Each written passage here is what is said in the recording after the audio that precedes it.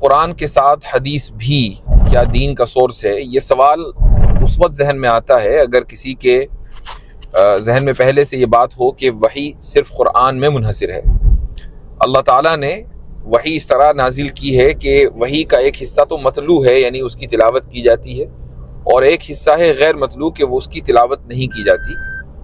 متلو حصے کو جو تواتر کے ساتھ ہم تک پہنچا ہے قرآن کریم کہا جاتا ہے، اور غیر متلو حصے میں بھی کچھ احادیث تواتر کے ساتھ ہم تک پہنچی ہیں اور کچھ بغیر تواتر کے، اور تواتر کا مطلب انگریزی میں ماس ٹرانسمیشن ہوتا ہے، یعنی اتنے لوگوں نے اس کو روایت کیا ہو کہ ان کا جھوٹ کے اوپر متفق ہونا عادتاً محال ہو، تو وہ بھی وحی ہے۔ اور وحی مکمل سورس ہے شریعت کا، تو جس طریقے سے قرآن سے احکام ثابت ہوتے ہیں اسی طریقے سے احادیث سے بھی احکام ثابت ہوتے ہیں۔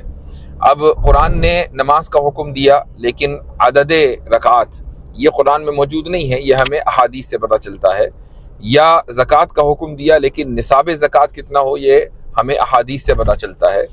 حج کے مکمل حج ادا کرنے کا جو طریقہ ہے، حج کا حکم قرآن میں ہے، اور جو طریقہ اس کا ہے مکمل پروسیس یہ ہمیں احادیث سے پتہ چلتا ہے۔ عمرے کا کے تعلق سے بھی یہی ہے کہ اس کا جو پورا پروسیس ہے یہ ہمیں احادیث سے پتہ چلتا ہے۔ تو کوئی ایک مثال نہیں ہے، اس کی دسیوں بیسیوں مثالیں ہیں کہ جو ایسے احکام کے جن کا تعلق احادیث سے ہے۔ یا اسی طریقے سے ربا کے بارے میں قرآن کریم نے واضح اعلان کر دیا کہ ربا حرام ہے، احل اللہ البیع وحرم الربا، لیکن پھر وہ ربا کیا ہے اور کس طریقے سے اس کا یعنی انفورسمنٹ ہوتا ہے، اور کہاں کہاں کن کن چیزوں میں ربا پایا جاتا ہے، یہ چیزیں ہمیں حدیث میں ملتی ہیں۔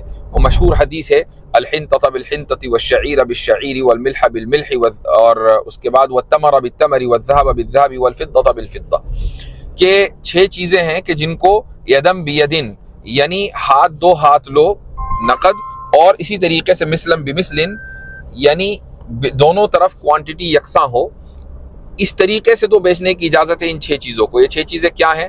یہ ہیں گیہوں ہے اور جو ہے، نمک ہے، کھجور اور گولڈ اینڈ سلور، یہ سونا اور چاندی، یہ 6 چیزیں ہیں۔